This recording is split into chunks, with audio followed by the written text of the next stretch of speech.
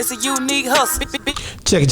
This is a unique hustle. It's your boy ECO, and I'm here with the lovely, amazing, official, classy. Don't even be messing up. Just do a great job. Stop playing. Mr. Maker's in the building, guys. Well, going, you know, Madame, I want y'all to stop what you're doing right now. Go like, subscribe, follow us on all social media platforms. Our Instagram, Facebook, TikTok, Snapchat, you name it, we're on it. But if you want to see our visuals, you got to hop on over to our YouTube channel. And there you'll see all of our full-length interviews, clips, you name it, we're on it. Because y'all always talk about, where's the rest of this? That's where you can find the rest of it. But don't only subscribe, we want your membership. So how you get to our membership is under each and every video that we have in the description section, including this one right here. Click description, click the link that says join membership right here, and that's how you do it. Because y'all see us on the road all the time. And be like, how can we support your brand?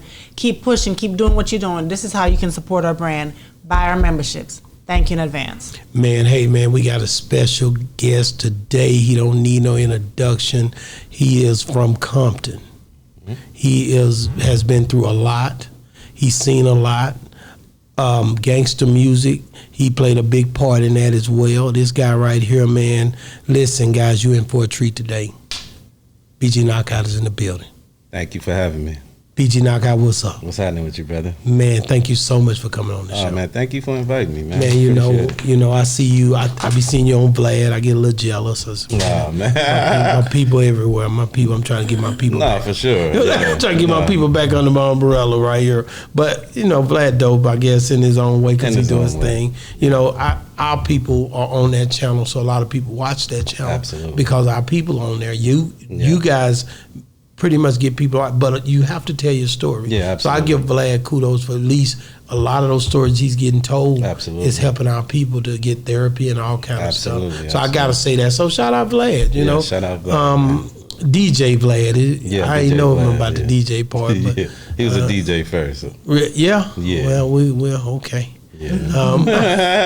Vlad from Oakland, man. You gotta understand. So he grew up with a myriad of people, black, Asian, and things like that. So he kind of grew up around the hood. He ain't from the hood, but he grew up around. Well, I know he ain't from the hood because he didn't know when you said that Eazy-E song that was supposed to come out. Yeah. And I heard it. I was like, oh, I know that's that's it right there. Yeah. Like I loved all of the songs on Eazy stuff, but we're gonna get into it. My wife looking at me because she know. This is her time to shine. She want to get into your business a little bit. Let's go. Let's get it. Okay, so you're born and raised in Compton, right? Yes, I am. Okay, were you raised with your mom and dad in the same household? Just with my mom. Just your mom. Yeah. But you knew your dad or you didn't know your dad? I didn't really meet my father until I was 15. 15 years old? Yeah. But did you know who he was? No. So your mom didn't give you no information? I mean, she told me, but it ain't nothing like seeing a person and interacting. You understand what did she tell you about your dad? Just that he was in Vietnam and the type of man he was that she remembered and things like that. And did it make you curious to go try to find him? Oh, that's why I found him, because I pressed her. Like, it was like, I guess when I got around 13 years old, I just wanted to know because, the more mature I got, I was like, I don't want to be out here in the streets and mess around and bump into somebody that can be my father and not know that that's my father. Right. So I just kept pressing and pressing and pressing. And this the coldest thing about it. He lived in Compton. Wow. Around the entire time. But just in the hood that I couldn't go in because I'm a Crip and he lived in the Blood neighborhood. Oh. So it was like I would never really see him unless, like I said, ran into him in the street. Wow, that's crazy. That's the cold part about it, yeah. So even so, although he's in that section and you're in that section, and if they know that is your dad, you're still not allowed to go over there to even see him? Well, yeah, it was cool once that happened, but it was like I didn't know. You understand what I'm saying? So there was no reason to even, you know what I mean? Right. Yeah. So when you finally found out who he was, how did you first... Because he knew about you. Yeah, of course. So how did you first approach the situation? I mean, it's just like, it's kind of crazy when I think back on it. It's like because they took me, like once I got his number, called, and he told them to bring me over there. And when I got there, I stayed. I didn't even leave. So it was like... how long? For a while. Like I used to go every summer to him up until he passed away and stay with him the whole summer. God rest so it was like I just kind of fit right in. You know what I mean? And then he would tell me all the stories about how they were searching for me. They was looking for me, and because he was married, had other kids and things like that. And they told me they was looking for me the whole time as well. But y'all are both in Compton. I know, but my situation is unique because at the time, around that time, my mother ended up catching a case and going to prison. And then they left me in the custody of my grandparents. And, you know, unfortunately, they was all hooked on drugs and things like that. So he didn't know your mom's He knew them, family? but I don't think he knew where they were at. Oh, where they were at. And vice versa, yeah. Okay. Yeah. Wow. So at least that's good to know that he was looking for you. Yeah, for sure. I felt good about that as well. Yeah. Like, yeah. So you have all the siblings you found out on that side? We close as ever. That's good. Yeah. So tell me how was it growing up with just your mom? It was cool. I mean, that's all I knew. So I didn't know nothing different. And I wasn't one of those kids that was like mad because I didn't have a dad, because I didn't know what it like to have one. Mm-hmm. So I didn't know no difference. You know what I'm saying? My mother, she was everything. You know what I'm saying? Like any type of trouble I ever got into, any kind of situation, my mother would show up. You know what I mean? So she was like the only person I had.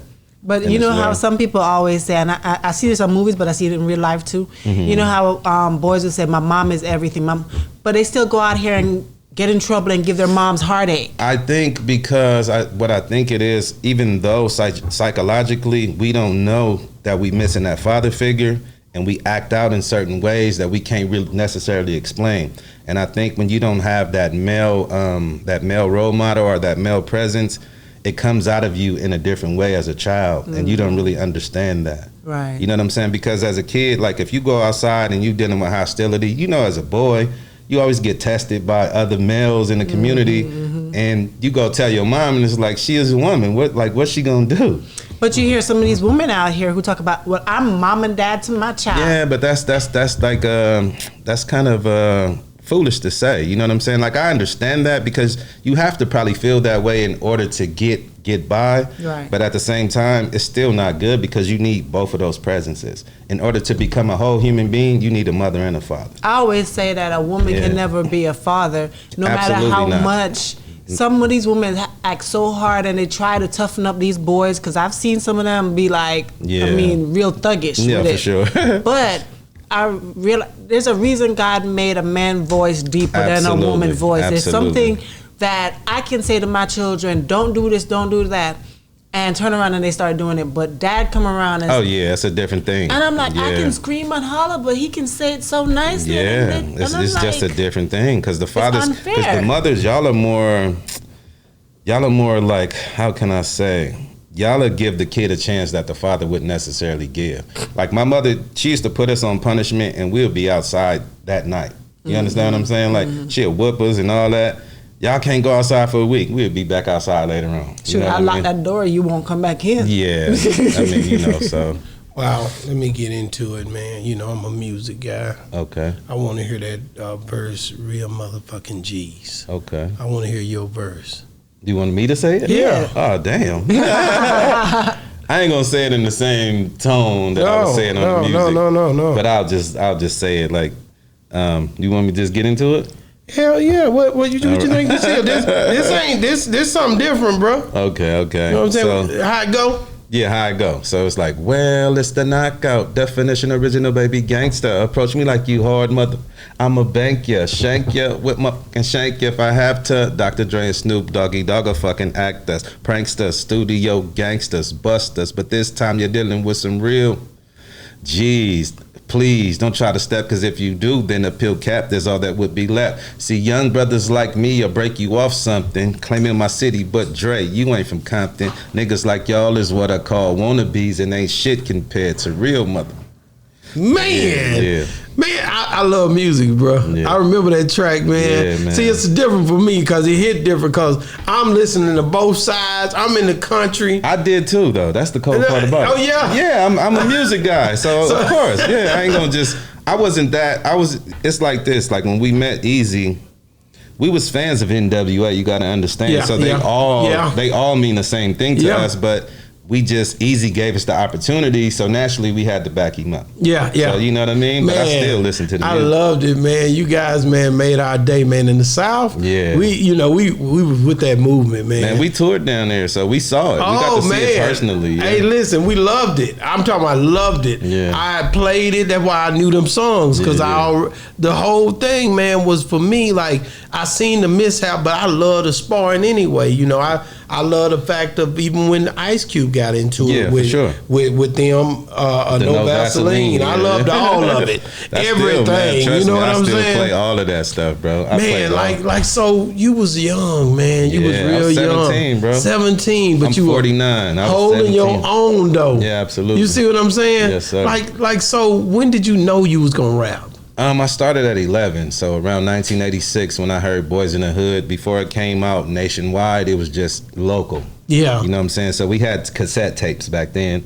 End up getting a cassette tape and heard it, and I'm like, this dude is from where I'm from, this little bitty city, this 10-mile radius little city from each direction you go, and it just was amazing to me. I was like, that somebody can do that. You understand what I'm saying? And I just gravitated towards it since then. Yeah. Wow, man! I just had AD on the Outta Compton dudes. Man. Oh, AD, that's my boy. He was just on the show. Matter of fact, you gonna see it. Okay. He interviewed Compton Menace with me. Oh, that's my boy too. That's like my brother. Then, he interviewed Menace with me. Hard. And then who else did we? We did Mitchie Slick. We did. Oh, Mitchie, I met him too. Hey, man, like I said, AD gonna fly down to Dallas. He gonna come see me. Okay. You know what I'm saying? Like, and me and Menace, we FaceTime and man, that's what's my up? brother, What's man. up? You didn't even know we rock. Nah, hell nah. He didn't tell me nothing about it. That's my brother, man. Menace is like this, bro. Man, Menace a dope dude. I told him the other day, I said, man, when I left here, I told everybody how humble you was. So I went and looked at your YouTube videos. Yeah. I said, when I see you on YouTube in that boxing ring and talking crazy and challenging me, I don't know what to think. No, Menace a monster, man. Don't get it messed up. He's a good dude, but he got a mean streak too. I love Menace, man. Love sure. Menace. Menace is boss talk, man. Absolutely. You know what I'm saying? But that's what I'm telling you. I've been a lot of Compton dudes be on. I told her it's on boss talk at all times. You gotta understand, we black. See, you know, most of our family is from the South, bro. Okay. Like my direct grandparents is from Atlanta. Wow. And then my great grandparents is from Texas, from Athens. They from Athens? Yeah, bro. Really? Absolutely. That's right up the street. That's what I'm trying to tell you. That so is crazy. all the values that you guys grew up with, we was taught that as well. It's just when drugs came in the early 80s, that kind of all went away. Yeah. It kind of threw everything off. Absolutely. But we got I blame y'all, though. I blame me. Well, yeah. You know, because you look at the kids now, we be like, man, how did they?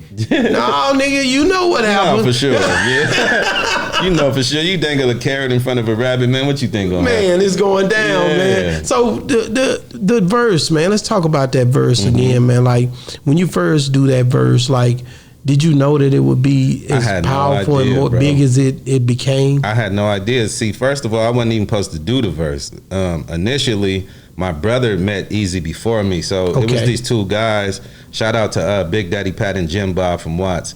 They were some ballers from around the way, right? And I assume at the time they was trying to transition from the streets and to get into some legal business. So Eazy-E was their friend before he was Eazy-E. You understand what I'm saying?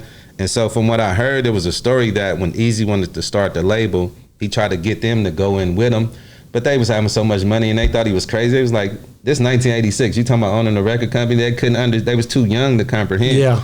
And so when Eazy started bubbling and then the 90s came around, so you know how when dope was everywhere, you know what I'm saying, throughout the country, all the ballers started going from state to state. And so a lot of people started knowing each other. Mm-hmm. So then when people start going down, start telling, that hatchet is coming, right? Now niggas is trying to escape. Yeah. So this is what this is the thing that they were on. And when they came on the block and asked us to rap for them, me and my brother was there, we rapped for them. They was like, tomorrow y'all be here at this time, we gonna take y'all to the studio. They didn't say with who, but I've been through that. My brother was fresh out of youth authority, junior prison, right? So he didn't have nowhere to go. I've been out here, you know what I'm saying? So when they came on the block, I wasn't there. My brother was there. They picked him up. He go to the studio. He come back home like 3 o'clock in the morning. He got 5 songs with Eazy-E. 5? Yeah, like my brother prolific. Like he he's the dopest. He's the one who wrote that whole concept, the whole song. Really? Yeah, except my verse, but everything else is him. So he put it all together. Yeah, absolutely. That's crazy. So he came behind Dre Yeah, and started writing for Eazy. absolutely. Pretty much. Absolutely. Wow. Yeah. And Everything from 93 up until he passed away is pretty much my brother, Cocaine, Code 187 from Above the Law. And I think Tretch wrote for him too. What was some of them songs? It was like the album the one you just quoted. It was called Dr. Dre 187 Killer. That's what it was called. Dr. Dre 187 Killer. Yeah, its own Dr. It was Dre a lot of different songs on there though. It wasn't just that one. No, and it was that jamming was the main though. one though. Yeah, but we were jamming though. Yeah, for sure. You had its own. Well, if its own motherfucker, then well, its if own. its own motherfucker, then its own. And The doom, doom, doom. Man, I can hear them songs. It was a few. I can't remember all of them. Now, I'm going to go back down through them, though. Yeah. Because I remember that time period because I was riding around thinking I would fly anyway. Right. You know, with probably a few You was a younger rocks man back I had then, my too. rocks in my Yeah. pocket. You know, I was dealing. I was hustling. Yeah. And people don't realize that, man. Everybody, it was crazy in the South. No, you know, for sure. we were Yeah. getting weight down there. You know what I'm saying? We seen it, man. When he brought us out there, we was like, this shit ain't no different than where we come from. You know remember what I mean? that's what your boy DJ Quick said. No, just serious. like I swear to God, man. Like we got down there, it was like, this shit is crazy. Like when we got to Atlanta, we appreciated Atlanta because it was still, even though they had the element, it was still Southern. You know what I'm saying? When we started getting to Texas, and I remember. We did a show on the north side of Texas, bro, and I seen the craziest shit. It was some. You talking about the one? I think I know what you about to talk about. Bro, Go ahead. yeah. I want to hear this story. It looked like it was a super Walmart that they closed down and it turned it into a club. That's the way it be. That's us. So it was like 5 different dance floors in there, a gang of bars, and then they had this garage thing in the middle to. If they lift the door up, it's all couches on this You talking about the north side of Houston? The north side of Houston, bro. And we got up in there, bro. We on stage rocking out, and we start seeing our bodyguards get pushed back from the door. And we just looking, and I'm talking about dudes. I'm talking about hundreds of dudes coming through that door, bro. Coming towards us on stage as we up there rocking. And so we got our people with us, you know what I'm saying? They back there, everybody behind them pulled out. And it was Scarface and Lil J at the end of the day. Shout out to Scarface and Lil J. Jay Prince, man. Yeah, man. We had our experiences. People don't understand, man, like, it was serious. Yeah, for sure. It was serious. It was serious in the fact that some of those skating rings, we would fight at skating rings and stuff, but just the concert phase, and they just was coming to rock out with y'all. Yeah, they was just coming to chill, but we didn't know. I don't think Eazy knew. I don't think they called. I think they just heard that he was here. And they just came, bro. And like, I guess we had this big old dude, man, he was a Texan too. He was like the biggest bodyguard in the game. He bodyguarded for almost everybody. But when we seen him getting shoved, we knew it was serious, bro. Like, and it was too many dudes. He couldn't stop him, man. I'm talking about literally 100+ people. Playing no games. No games, bro. Shout out to Jay Prince. Yeah, Shout out to Scarface. Scarface always show love though. That's my brother, man. I learned to love him like over the years, you know what I'm saying? But I was really offended by that because we was really shook, bro. You gotta understand. I ain't never been out of California. This my first experience. Your first experience. Yeah, bro. Wow, shout out to Jay Prince and Scarface. Bro, serious talk. You was shook. I was super, man. Did you tell him about it later on? I talk, man. Scarface talk all the time, bro. What did you say? Like my big brother. He know. He don't like me telling the story, to be honest. Because he from South. Correct. He from South Side. I know back then they didn't get along. No, they didn't. Exactly. Slim Thug from the North. Yeah, I heard. Yeah. Slim them.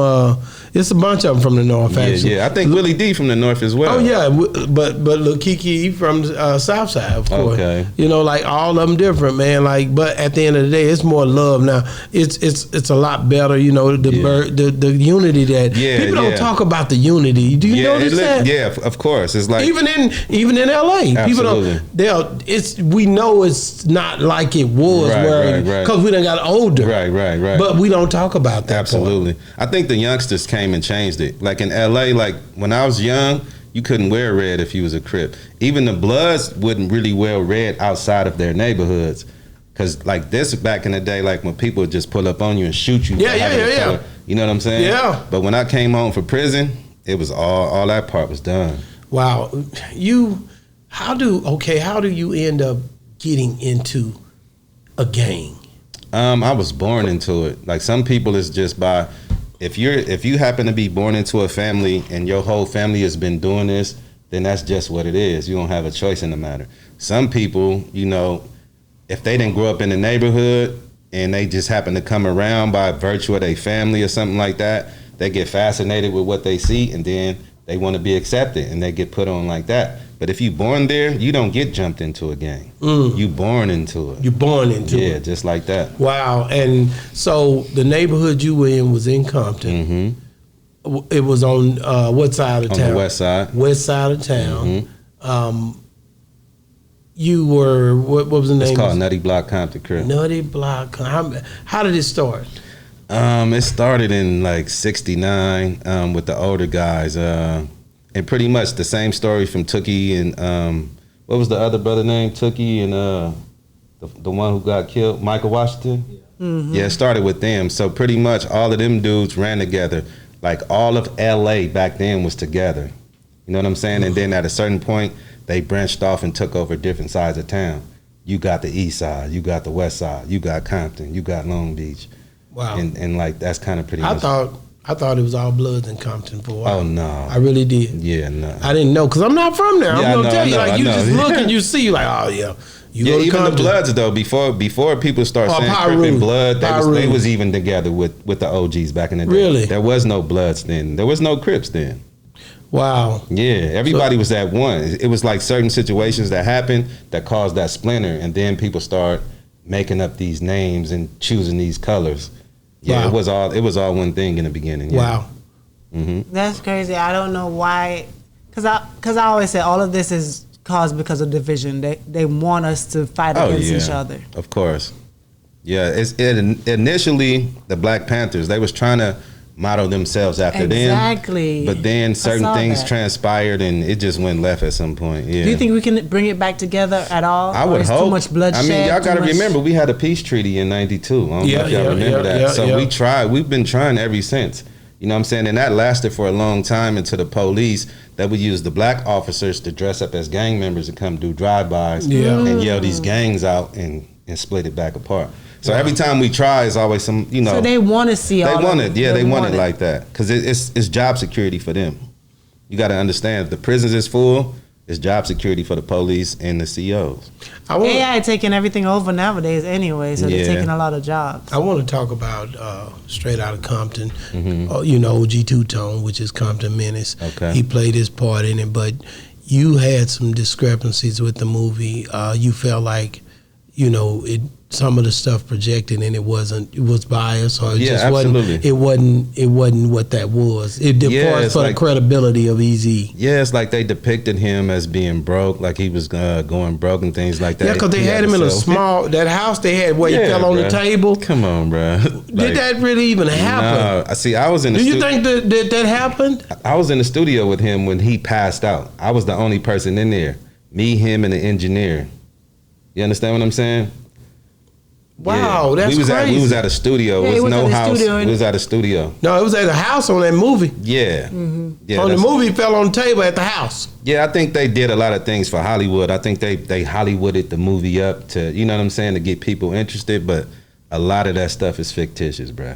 A lot. When they did that, you gotta understand there was also parts in there where, you know, shout out to DOC, man. I done had DOC on the show, but DOC. You know, he was in that movie depicted as well.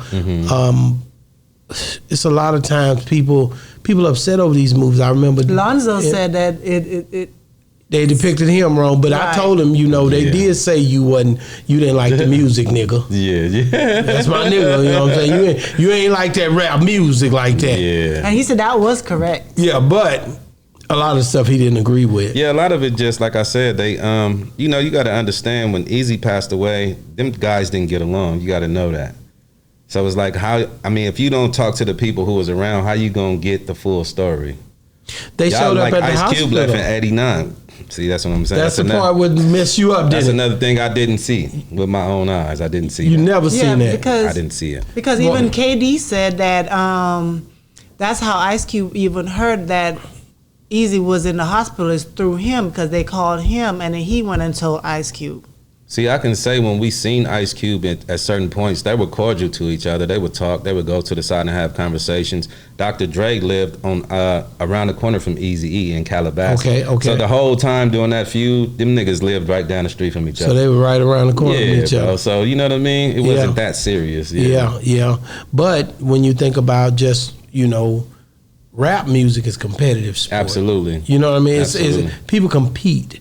Teams compete. Then you black. Then you over here. You already, you're having time where you might see this person. They might see you. Yeah. You guys having a lot of money. Right. People having money at the time. Were they paying you properly? Oh, for sure. Let's be real for a minute. Still to this day, yeah, absolutely. They paid good. That's the only way I'm surviving that. Absolutely, because I invested my whole life into that, so I don't have too many other skills, brother. You see what I'm saying? My whole life is invested since 11 years old.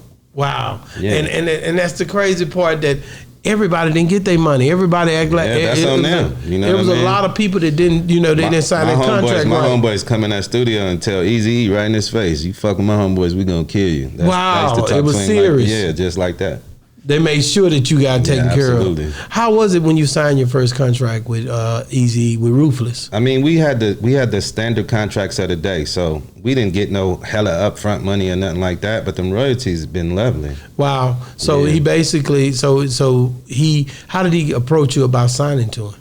Well, we did the song. We didn't even have no paperwork. We was I just did the in the damn studio. song. That's what I'm trying to tell you. This how things used to go. So, the studio is damn near like a kicking spot. You know what I'm saying? So you don't know who gonna fall through here and there. So sometimes if you in there, everybody smoking weed, chilling and stuff like that, and somebody put a beat on, right? And then whoever's in there probably working on the music, and they probably put another beat on, and now they looking around like, let somebody else come in here and do something to this. And then you'll end up making a song before you even talk about business.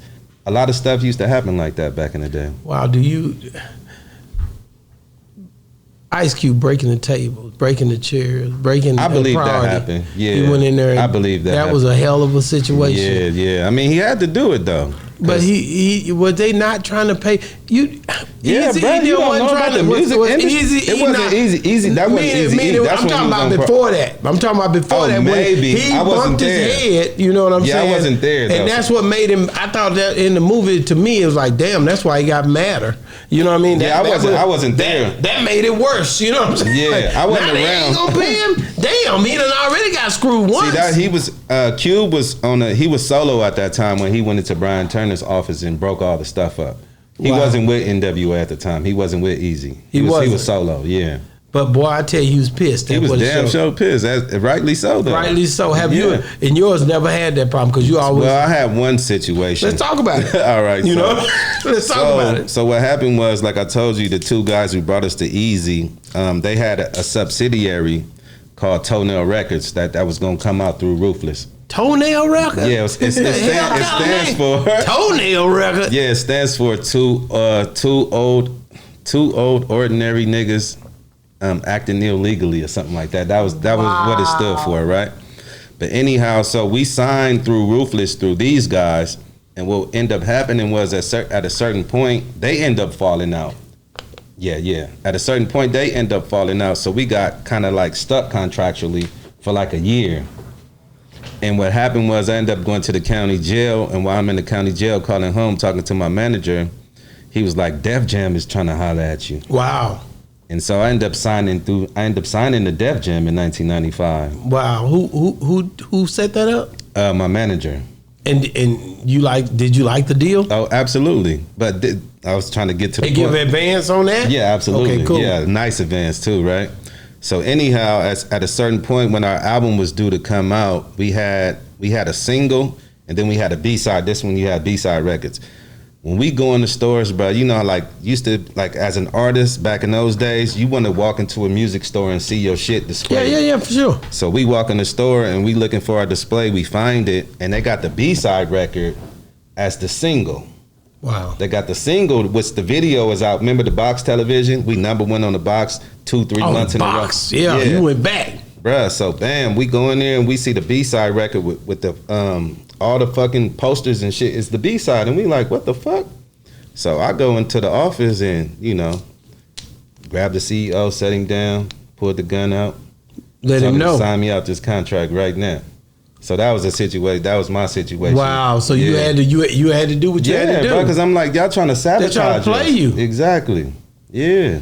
And you've seen it. You can see it coming a mile away. Everybody's seen it. Wow, that's the good thing about it, man, that you had to know how to do that. Some people didn't, bro. Yeah, I mean, some people didn't have the nuts to do it. Some people didn't understand the business. A lot of guys was really, really not in touch with the fact of they get a little advanced and they go crazy. Oh, yeah. Them advances back in them days wasn't that big to go that crazy with. You know what I mean? They just wasn't, bro. $50,000? Ain't enough. Hell no.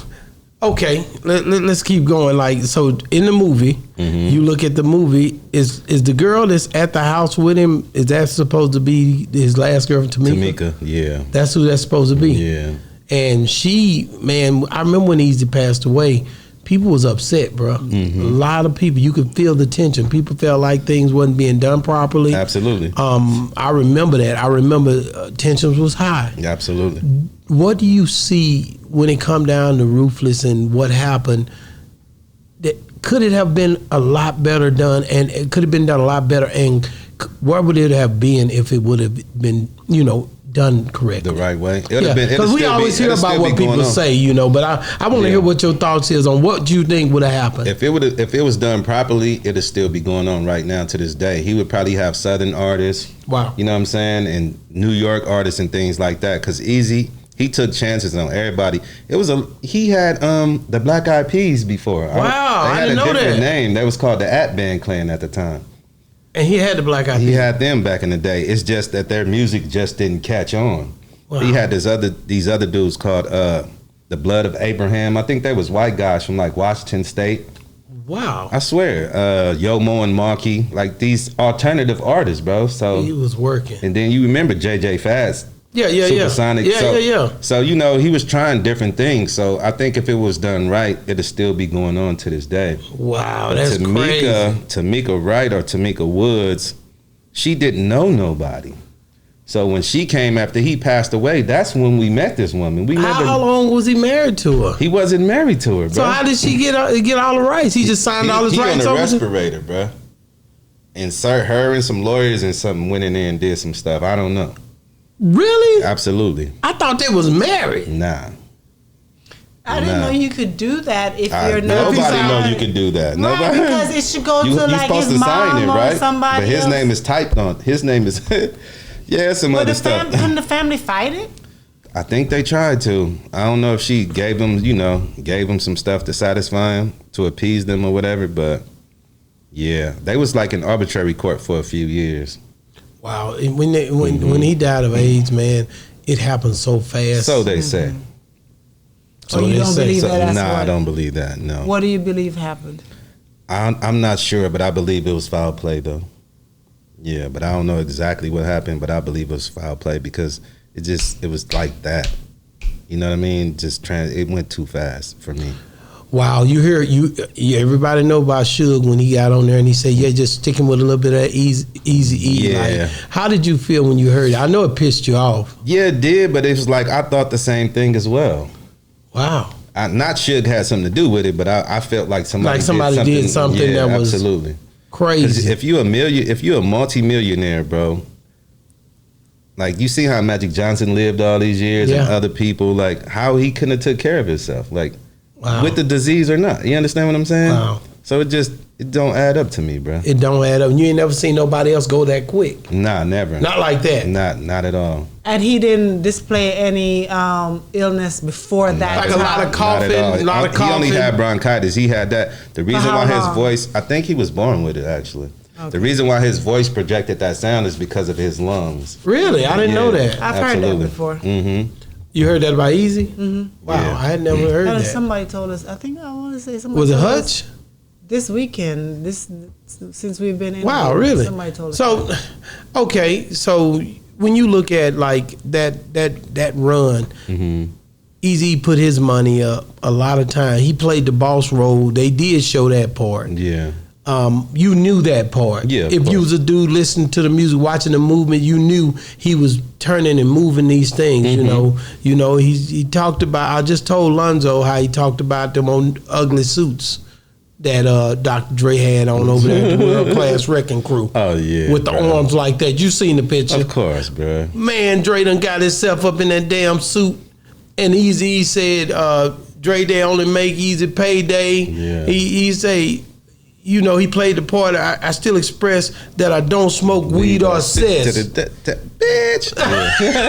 Ain't that the way some motherfucking in the song come on? Yeah, exactly. That's how they come on. Absolutely. I show you. Absolutely, yeah. Man, so like when you think about like Dre and him and their failure, like did he ever talk to you about that? Yeah, that's how we knew about the whole situation with him and Dr. Dre. Like the whole song, if you listen to it, it's about the fallout between him and Dr. Dre, and then him going over to Death Row with Suge Knight and things like that. Wow. The only reason how my brother knew to write those lyrics is because Eazy telling the stories. Yeah. Damn sure did. Yeah. And he would sit there and let him know, hey, this is what happened, and he'd have to tell him. So it's really like therapy as well. Absolutely. He's speaking about the things that was happening. Absolutely. What about when they jumped on him over there? Did that They really didn't happen? jump on him. That's Nah, what it man. showed in the movie. That's what I'm saying. Nah, They said bro. they jumped on. You seen Nah, it? He went over there and they were standing out there and they were like, "Nigga, you gonna sign these papers?" Yeah, nah. You seen the Tupac situation here in Vegas? That would have been the same type of thing. It'd have been like that. It'd have been like that. Yeah, absolutely. So you think about it, damn, you know, it's just like, why do you think they pushed the narrative the way they did in the movie? That's what I'm trying to tell you. It's like, for me, I don't want to speak ill of these dudes because I'm not as close to them as Eazy was. He know them a lot better. But to me, it seemed like they was pushing their narrative. Wow. You understand what I'm saying? That's what it seemed like to me. It was like they was making themselves seem more than who they are. Wow. And then, you know, writing, like watering his part down. That's what it looked like to me. Didn't Eazy's son want to play that part? We did. heard about it. Now, Yeah. I don't know but I heard he tried to play, because, you know, Ice Cube's son played his part. Right. And did he try out for it, or did he try I assume out? he did. I went and read for Ice Cube part as well. You did? Yeah, because I know F. Gary Gray personally. Yeah, absolutely. So you was going to do the Ice Cube part? I tried, yeah. Even though I ain't got no acting experience or nothing, but I tried. I mean, you know what I'm saying? You ran your ass up I there. ran my ass. Everybody did. It was in the middle of L.A., man. You had a million Eazy-E's all around the park, man. Like a gang of wigs, and yeah, everybody tried. Man. So everybody. So how did Dre get out of his contract if that He did didn't. not happen? He didn't actually get out of it.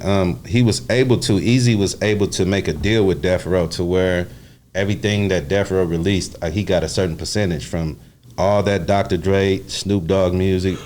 He was getting paid for all that. Yeah. Okay. That's why he said Dre Day only makes Eazy's pay. Right. Yep. I can tell you right He was now. a smart businessman. For sure. He's very smart. He said it hard. Dre Day only make it. I was like, hell yeah, He this learned is from Jerry hard. Heller. He I said, learned- this he learned hard from the right Jewish here. man. Man, speaking of Jerry Heller, man, Jerry Heller, he gets fired. They mad at Jerry. Jerry, at first, you know, Cube got mad at Jerry first. And then after that, you know, Dre comes back and he gets mad at him. And then at the end, is this really? I'm talking about the movie. I'm not talking about. I'm just the movie. That's them telling their story. That's them telling their story. Yeah. So then at the end, Eazy fires him. Get rid of him. Say he gonna get back with NWA and he gonna put everybody back together. Was that real? He was always trying to do that. That's one of the things he was. The only struggle was everybody wanted to put it on their label. Dre wanted it on Death Row. Cube wanted to have his record label. I think he got Lynch Mob Records or something like that. Yeah. Then Eazy wanted to keep it on Ruthless. So that was the struggle they was having. So that's what caused all the riffraff. That's Yeah. why it never came back That's why together. it never came to fruition. Yeah. Wow, man! I look at those guys, man, and I love the West Coast and what you guys represent for as the music and for as the culture. People, they try to talk about the gangs and the killing so much, but you got some good people up here. Absolutely. I mean, from all the stuff that you guys created, man, entrepreneurs came out of that thing like crazy. A lot, for sure. You understand what I'm saying? And that's the part I always point out every time. My wife would tell you, the entrepreneurship is the part that people keep trying to leave out. Yeah. But it's a lot of our black people came up in that era, and they still coming up and thriving off of the whole hip hop industry. Absolutely. And I love it, bro. Absolutely. That's the good part. You know what I'm saying? Absolutely, yeah. So let's talk about we can get into. I don't want to just leave the Eazy part because it's so dope. You know what I'm saying? Yeah. I want to talk about the Tupac thing. I know already you and Orlando was friends, right? Like Keefy D went to jail. Like it's going crazy. Did you trip when you seen he had got arrested? Bruh. I was just you're like, what the hell just happened? I just didn't understand him talking about the situation, bro. After you already pretty much was scot-free, you know what I'm saying? And then you would go and interview about it. It just didn't make sense. You think he didn't need? Did he need the money? I don't know. If he needed the money, you can't blame him. What you mean? How much money you gonna get, man? You ain't getting no money like that. I mean, they giving him a little money, so he feeling like I'm gonna tell my story. I'm selling my books. I'm promote my books. This man is used to having money. Like that's not. He was a big dog. Yeah. Like when you seen Keefy D in the streets when he was young. He was the man. Listen. Man, yeah, all that, yeah. Do you think? I mean, what took him out? I don't know, bro. I think his well dried up, and he was just, I guess, scratching at anything he could. You know what I mean? I ain't seen him since all those things transpired back in the day. BG Knockout, where the hell was they looking for a gun in the house after all these years, 27, 28 years? See, he wrote what a are book. you looking they said for he wrote in a this book. house? They said he wrote this book, bro, and I assume in this book he was saying things that he probably shouldn't have been saying. And, from that book and then this confession he went and made with the police came out, hit the internet, and it went viral from there. Yeah, because he was like, if they'd have pulled up on my side of the car, I would have bust out there. Like, what the hell is going on here? He bust over me and he hit, I thought he hit Suge Knight in the head with the boom, boom. I'm like, what the hell is he doing? I don't know, bro. I can't explain it myself. I heard, allegedly, I heard that he was sick and he thought he was going to die. I heard the same thing. I'm like, it makes sense. Maybe he thought that, but then they beat it. Yeah. You know what I'm saying? Damn, I'm like, what? Bro. He beat it. It was a miracle. Now he's going to live, and he's like, damn, I shouldn't even say it now. Yeah, I don't know, bro. I just don't think that was cool to even speak on. But he was, you was friends with Orlando. Yeah. Did Orlando, and you R.I.P. to Orlando, did he ever come to you and confide in you in anything that happened with Pop? Nah, he just told me to look at the news. That's the only thing he ever told me. Look at the news? Yeah. He didn't tell me no he stuff. Fly. That's a fly statement, He was man. just like, they trying to accuse me of something, man. Look at the news. And then when I seen the news, I'm like, yo. I was like, that's crazy. Yeah. But it made sense to me because that night at the club, at the casino, what casino was that? MGM? MGM, yeah. They were Pac walking through there. Now I don't know, you seen that on the video. Like when you look at Pac that night and him running up on him like that, and then they falling out and everybody fighting. They didn't show the whole fight. It just looked like it was just a mob of niggas on him. Yeah. And to be honest with you, you can't really hurt somebody with that many people though. It only take like 2 people to really handle one person. But I tripped out off of the fact that he was there and he was by himself. That messed me up. It might have been, like just imagine like this weekend. This is Super Bowl weekend, right? And so you walk in the casino with a bunch of people, and then you see a bunch of other people, and everybody splinter off. And then you end up, sometimes you can get caught by yourself. You know what I'm saying? You happen to be standing over here alone for that moment. And then, and you may or may not know this, did these guys have a relationship with P. Diddy? I heard You see what I'm saying? Yeah, because that's the rumor. Yeah, I heard that. Allegedly, they have a relationship with P. Diddy. And that, Diddy. I mean, the man said it out of his mouth. I don't even have to really say anything. Like, just play his interview. That's all you got to do.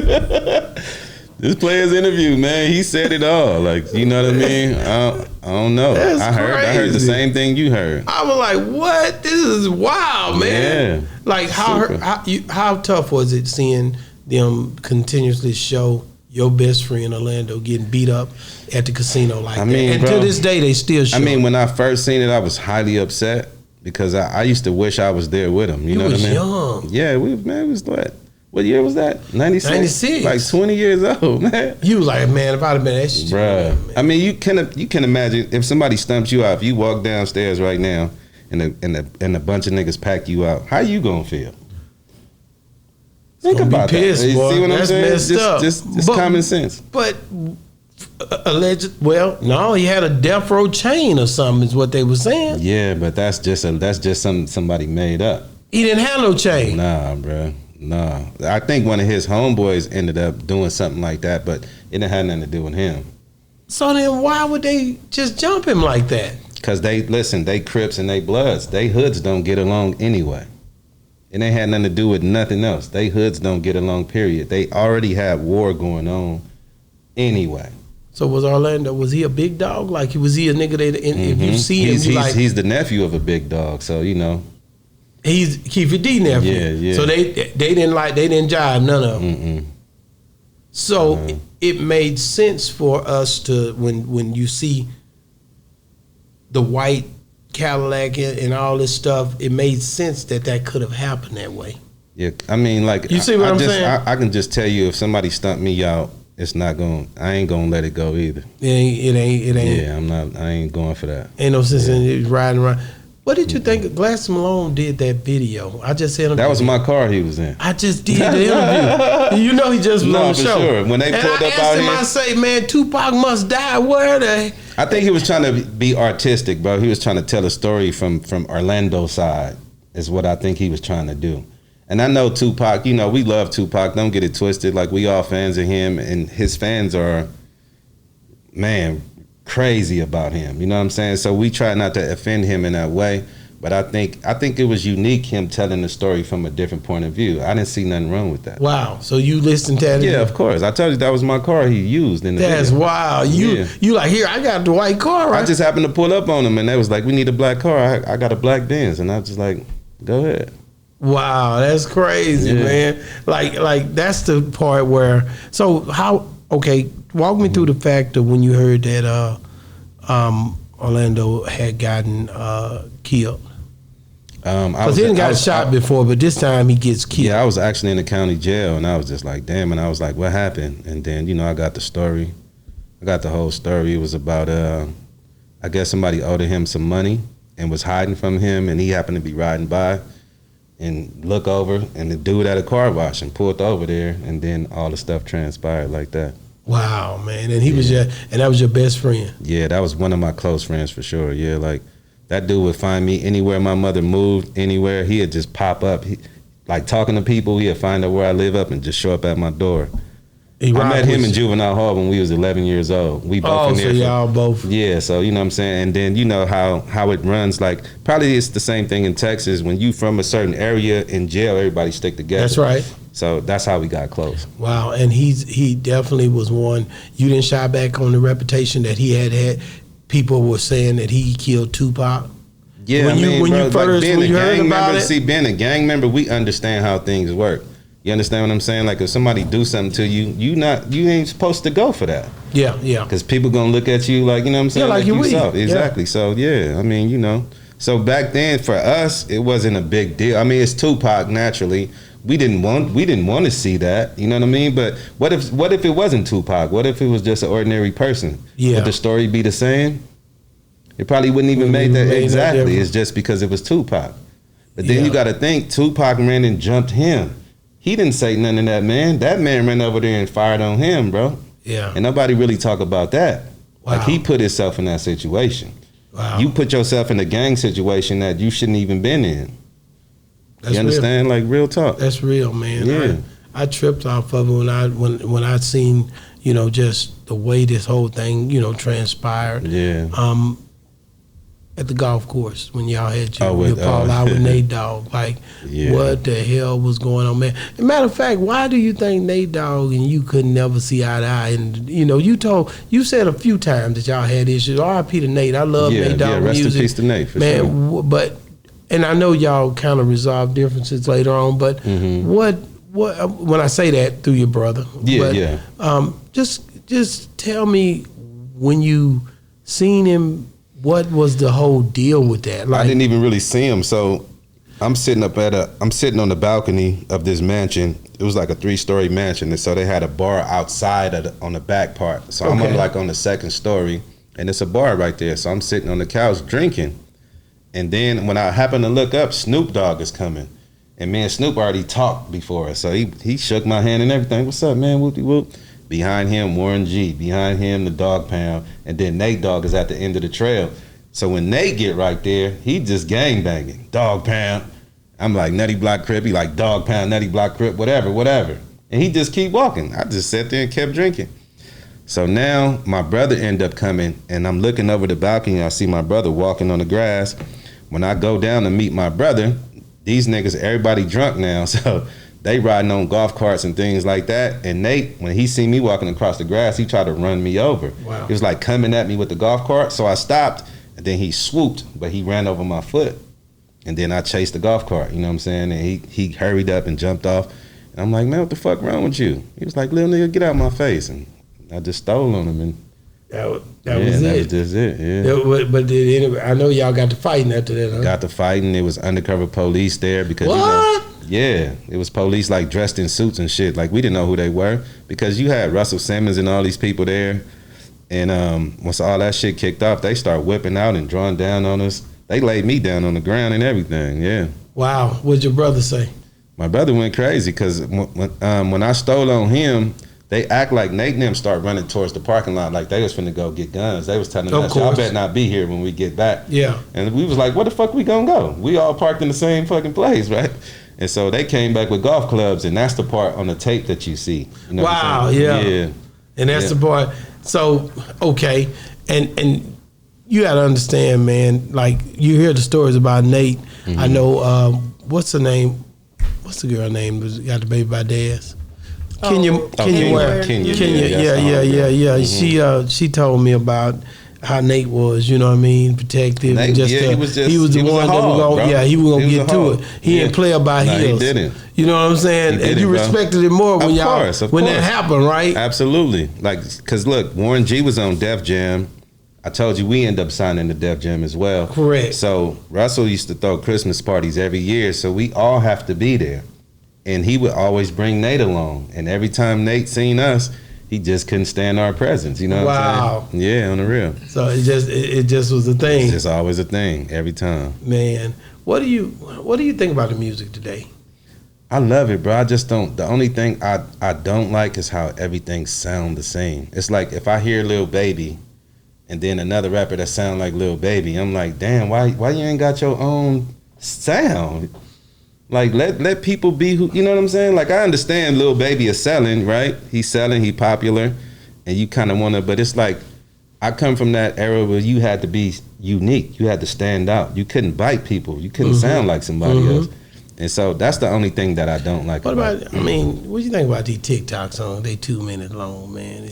I mean, I ain't got a problem with it, man. I mean, you can't really blame people for getting that money, bro. Their attention span is gone. Well, I think we all like that. I'm an old school nigga with a 4-minute vibe. You know what I'm saying? Yeah.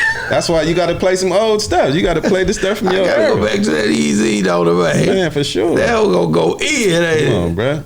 You got to put on some oldies or something. That's the only way to get it. Yeah, but that's our I was just telling my auntie the other night. I was like, "Yo, it's a shame that music is over with. We'll never hear nothing like the Temptations and the Stylistics. Like that's crazy to me. Is it gonna come back? I would hope, but I don't see it. But I would hope it do. The generation would look at stuff like that as whack.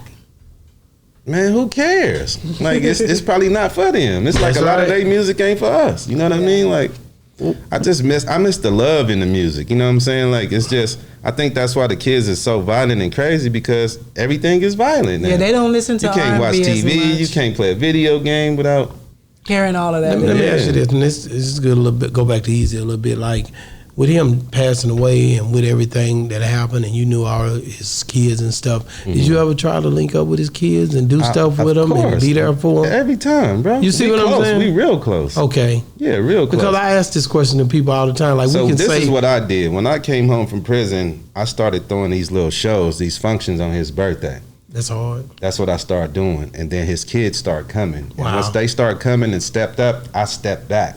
Because my whole thing is I didn't want his legacy to die. Wow. Because I don't appreciate how we talk about Tupac and Big, and I understand like they died in controversy. So naturally the story is going to, have a broader effect. But Eazy was the spearhead for most of that stuff. Oh bro. yeah, definitely. You know what I'm saying? The Godfather. Definitely. Think about it. The FBI tried to like take him out. Yeah. You know what I'm saying? Try to stop him from rapping like that and stuff like that. So why we can't talk about him in the same vein? No, you Do you right. understand what I'm saying? Right. You and right. it's like my whole thing was I just didn't want him to get watered down and washed away.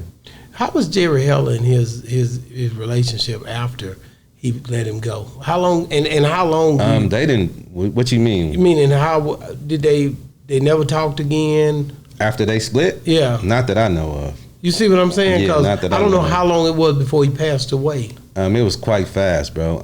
Right after he fired him? Yeah, bro. It was a matter of weeks. Yeah. Weeks? Yeah. Yep. Damn. My memory was 9 days. 9 days? Yeah, that's what I remember. It could have been a little longer, but it was that fast. Yeah.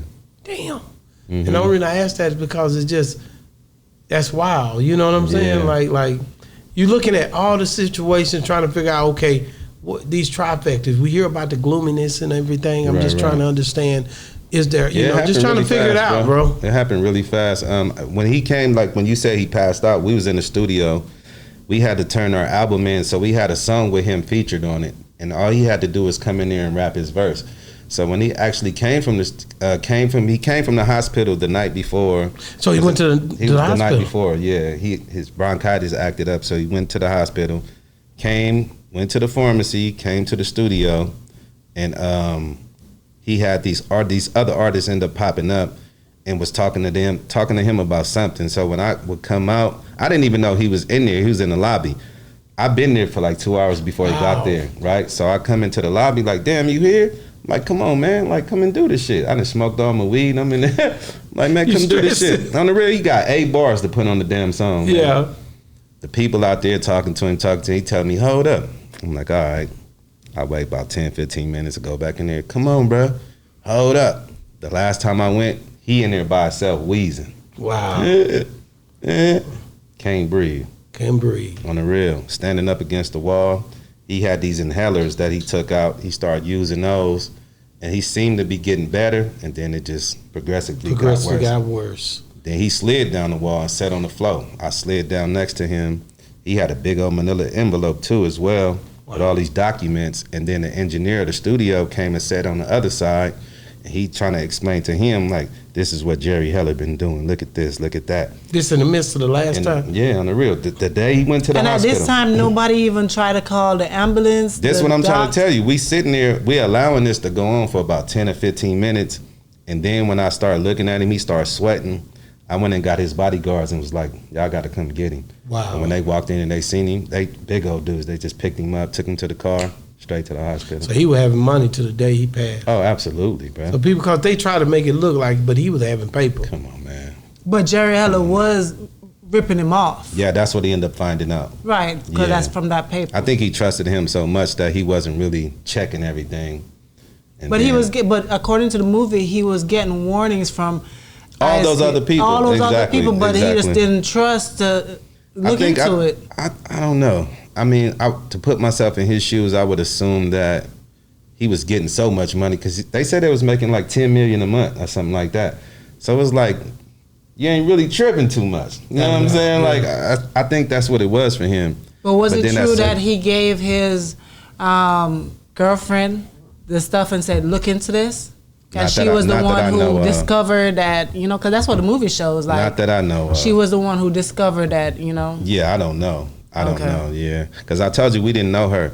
This was a girl he used to keep away. He used to hide her from everybody. Wow. All the other ones we seen, you know what I'm saying? But this one, we never met her before. That was the one. Yeah, I assume so. That's what he thought anyway. Let's talk about you before we get out of here, just the prison thing. Like, you going to prison, like, you being a bad actor when you were young, like me, you know, bad actor, cut up a little bit. How old were you when you went to prison? I was 23. And that was the first time? I only went once ever. Only went once. You only went once. I went for 10 years though. Yeah, I went for 10 years. And what did you go for? Attempted murder. Attempted murder. That means he attempted to murder. Yeah. That means that he missed. No, don't necessarily mean that. You see how she? No. That don't That necessarily means they didn't die. No. That really what that means. I missed. She right though. I didn't miss. I missed. Yeah. No, because look, I pulled up on these people and they was running, and so I just jumped out. They was diving in bushes and all that stuff. So I was just trying to make a statement. You know what I'm saying? Yeah. It really was. Do you feel like? Do you have any regrets for doing it? I can't regret it, bro, because it made me a better person, to be honest with you. Yeah. I regret the fact that it happened to be people that I knew and I grew up with. Wow. You know what I'm saying? But other than that, no, I don't regret it because I wouldn't be who I am today. Did you ever run back into something else? Absolutely, yeah. As soon as I came home. As soon as I came home. What did they say? We just kind of pretty much put it behind us. You know what I'm saying? Like that. Because nobody didn't die, you know what I'm saying? And then like some of the family came to court on me. And changed their statements and shit like that. Wow. And so it was just like, I can't keep up. Were they trying to help you? They was trying to help me. Initially, they said it was me. But then when they came to court, they was like, we don't want to be here. They was making all kind of records. They forgave you. Mm-hmm. They're like, we don't want to see you. Yeah, because, it's crazy because my cousin got shot by some of their people. Did he pass away? He didn't pass away, but he got shot. You understand what I'm saying? So it was just, What did they shoot him at? In the leg. And you overreacted. Overreacted. But he didn't have nothing to do with the situation, bro. He happened to be with a person that they didn't like. They walking down the street and they just pulled up shooting. And shot my cousin. Wow. And he didn't have nothing to do with anything. Wow. You understand what I'm saying? And as soon as I pulled up, you seen it, the ambulance left, the whole crowd still in the street, and I'm like, what happened? They tell me, I go around there. When they see my car, I had a candy apple green. They know. They like, this is car. And the way I was driving, so they just took off running. And I just jumped out, Let that thing go. Yeah. Well, and I didn't think they was going to tell. A Uzi? No. Back then, them niggas had Uzi. I don't even remember what probably the gun was a 380. It could have been. We didn't have much. So you didn't think they were going to tell because it's a code. Exactly. That part. So I didn't leave. I could have left the area. I just came back on the block. And then 10 minutes later, the police come around. Them in the back seat, you know what I mean? I gotta ask you about the Grammy that they awarded the family with. How that was for NWA, right? Yeah. How big was that? I just think it took a long time, bro. It should have been happened. You know what I mean? Like, you got to think about NWA, man. They changed the dynamics of music, bro. The whole '90s era is riding off NWA when you think about it. Yeah. The whole so-called gangster rap that came that's and flooded, it. That's them. So why it take so long? I'm glad that they got it, but it's like, why they take so long? Wow. To me, you know what I'm saying? Do you think that they'll ever get, because they don't have a star on the Hollywood Walk of Fame, do you think that'll ever come? I hope so. I think if they do a proper movie on Eazy-E alone, then maybe. Like if somebody do his story the way it's supposed to be done, then yeah, he should get all those things. Who do you think would be the perfect person to do that?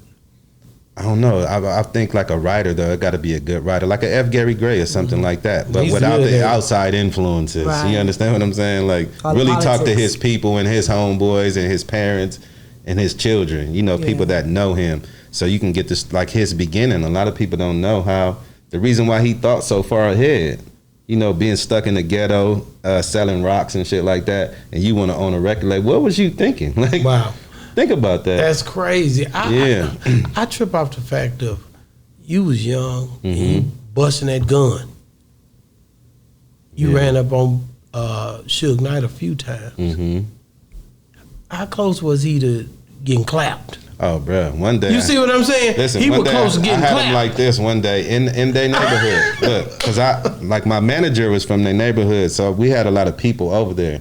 One day he's in a Suburban with his back, with his window down. He don't even know. Talking to somebody on the He don't even know. I just pulled up and just waited for him to turn around. And he turned around, what's up, Suge? Hey. He was trying to be nice. Man. Yeah, I didn't really have an issue with him. Because you was young, though. You understand, when you 23. Of course. When you 21 and you see a nigga that's trying to be bad and you know already that you from this lifestyle. Like I said, for you to pull up and go through what you did and get the 10-year bid, he could have got himself in some serious trouble with some young cats in the hood. Because a lot of people, it's a lot of us, we're so surprised that nothing never happened to him like that, bro. Think about it, because when I was here, I met Suge Knight here. Everybody started whispering. Yeah. I'm sure, and then they let him in, and you know they here at the Palm. This is the after Years. all that. Okay. But the thing is, when you look at him, everybody tried to treat him like he was the boogeyman. They was scared they was petrified of that man, bro. But you was not scared of him. For what?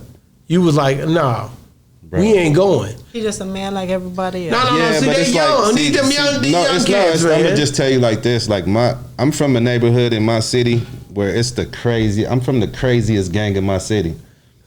Like that's why we call Nutty Block. We the craziest gang in that town. Nutty so Block. who the hell we scared of who? Y'all not trying to hear it. Like who? Go get him. So, Yeah, like that's crazy. So when you would see on the movie, like when you see all these depictions, even the DOC. No, I've seen people. I've seen how he would come into a room and make the whole rooms. I've seen that personally. You was in there? I've been in clubs and bars and everything. I'm telling you, when And this you man, be looking like, bro, I can tell you about some people you interviewed. really? Yeah, bro, I wouldn't do it, but I'm telling you, I've interviewed some Yeah. people that he had them shook. bro. I'm talking about trying to come tell me, hey, Suge outside. Like, okay, You ain't. But they talking tough now. bro. Trust me, he was the boogeyman to a lot of people. Yeah, He was that's the boogeyman. that's very true. Absolutely.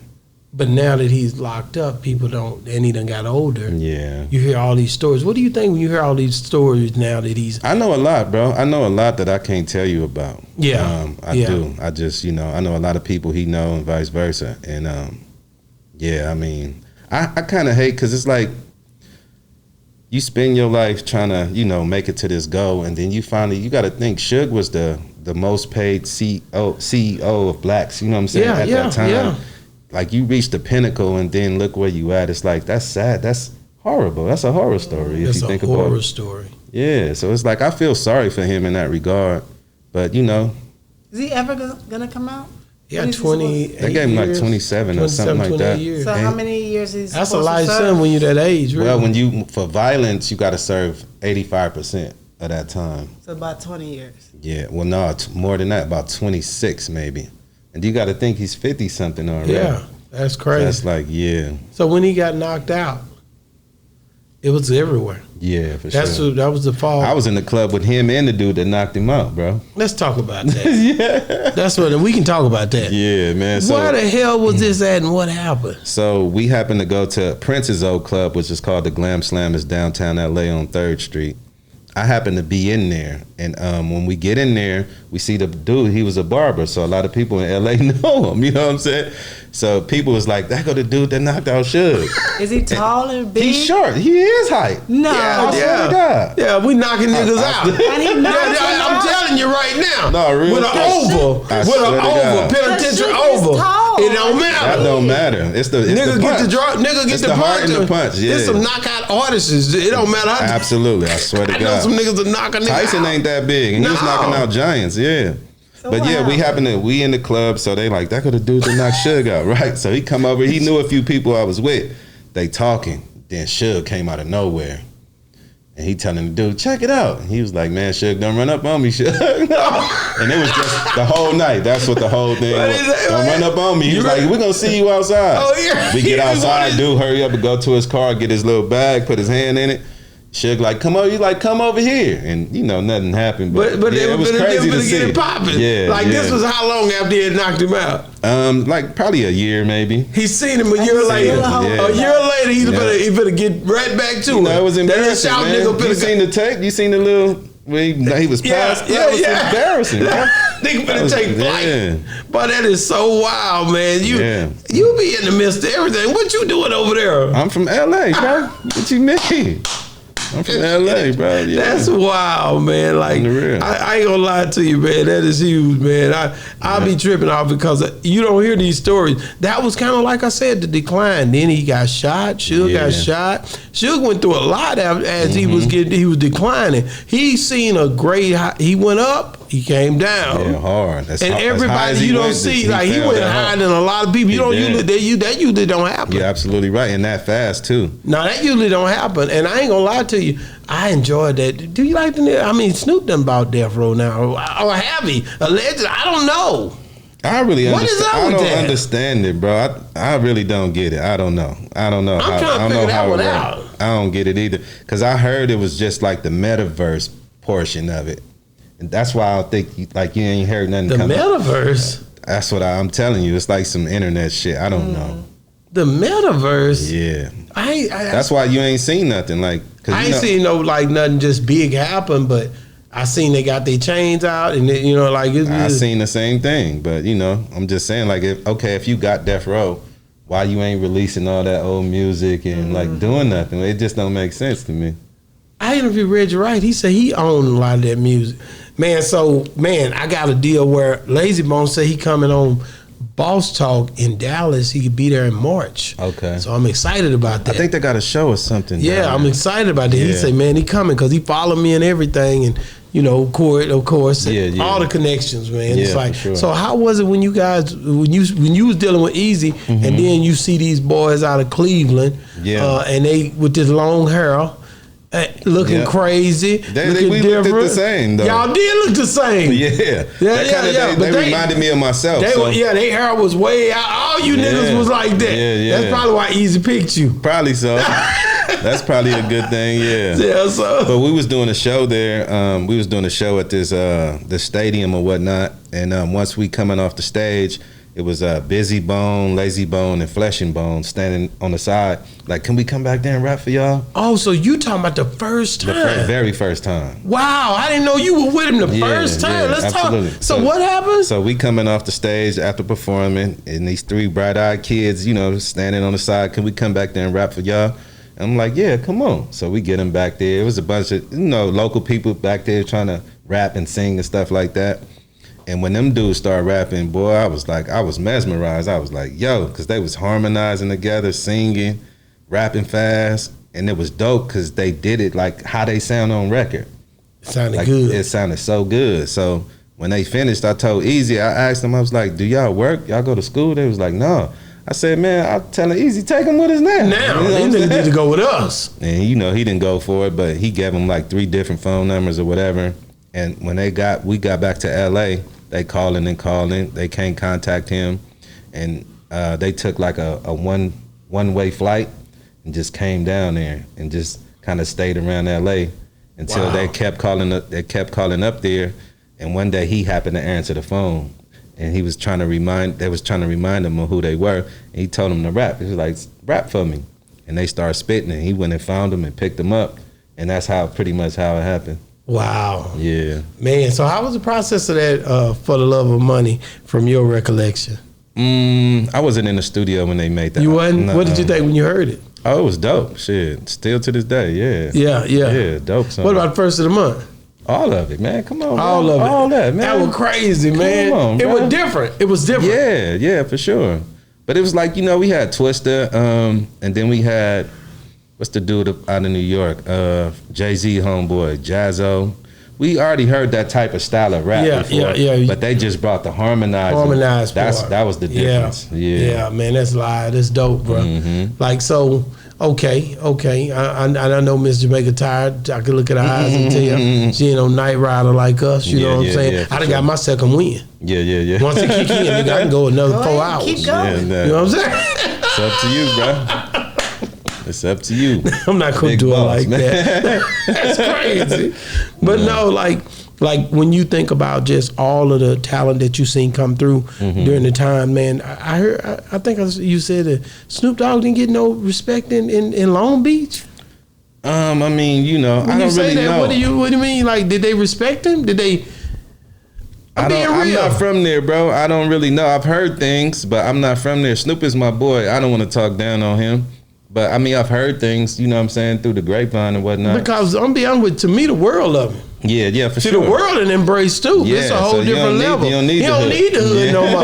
You know what I'm saying? Like Absolutely. Snoop is one that when I first heard him rap. Oh, yeah. Me too. When I first Me heard too. Snoop, Me too, bro. It was like a I breath of tripped fresh off air. y'all when y'all went at him. I was like, okay, these niggas, they So know what he they did do. the same thing we did. You got to understand. Like, he got with Dr. Dre, right? And Dr. Dre got this feud with Eazy. He didn't know Eazy. He never met He him. never met him. You see what I'm saying? So that's what people do. You know what I'm saying? If somebody bring you in their circle, naturally, you gonna have a problem with who they got a problem with. You know what I'm saying? y'all had little Eazy-E in there.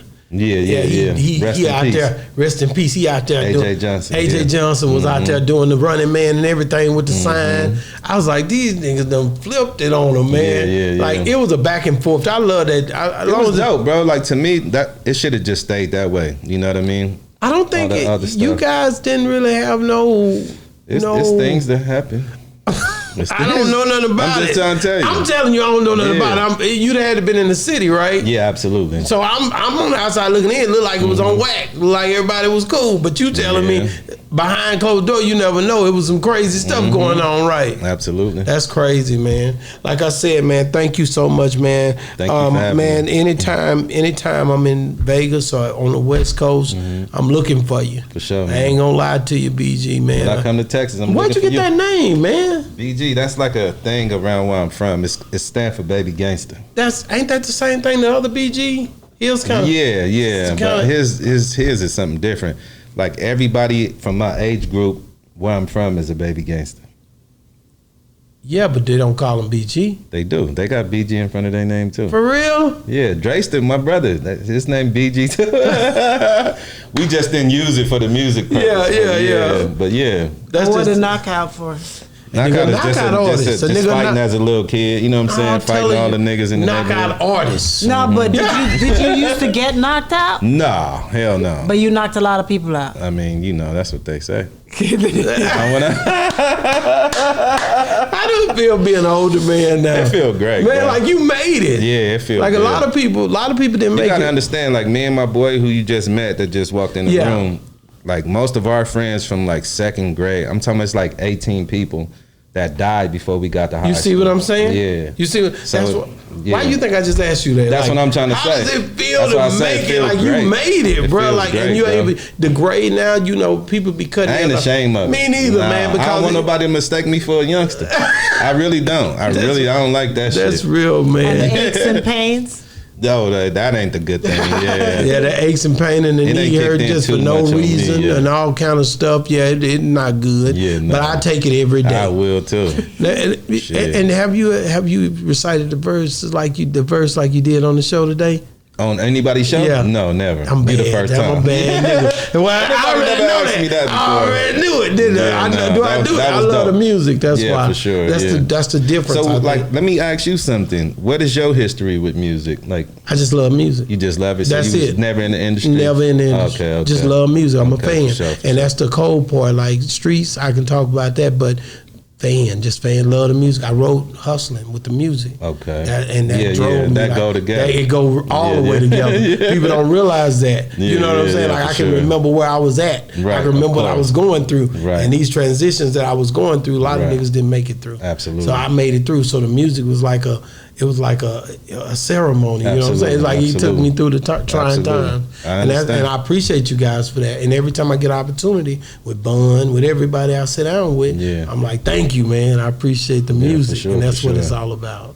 You know what I'm saying? So, man, how can people get a hold of it? What's the name of your podcast? We got the Hub and Dub Next Level podcast. Hub and Dub. Yeah, we only on YouTube now. We still working on, you got to get everything. Yeah. If you need me for anything, I'm here, appreciate it, bro. We get it too. We everywhere. For sure. We're doing it everywhere. Anyway, we throwing it. Thank you as well. I know you're tired. Mr. Baker's tired. She don't want to stay. I'm really ready to go some more. I mean, you know, that's wifey, man. Look how she looked at me like, nigga, you better shut this thing down, man. Yeah, but, man, thank you so much, man. Like I said, man, if you guys want to see this clip, man, the clip's just going to be coming after this, man. It's crazy, man. I know y'all be seeing the full interview, but then these clips, man, you got to get in there and check them out because that's where the sauce be at. Man, check it. It's been another great segment of Boss Talk 101, where the bosses talk. And if you like this clip you just saw, just wait till the next one. It's going to be amazing. Man, Boss Talk 101.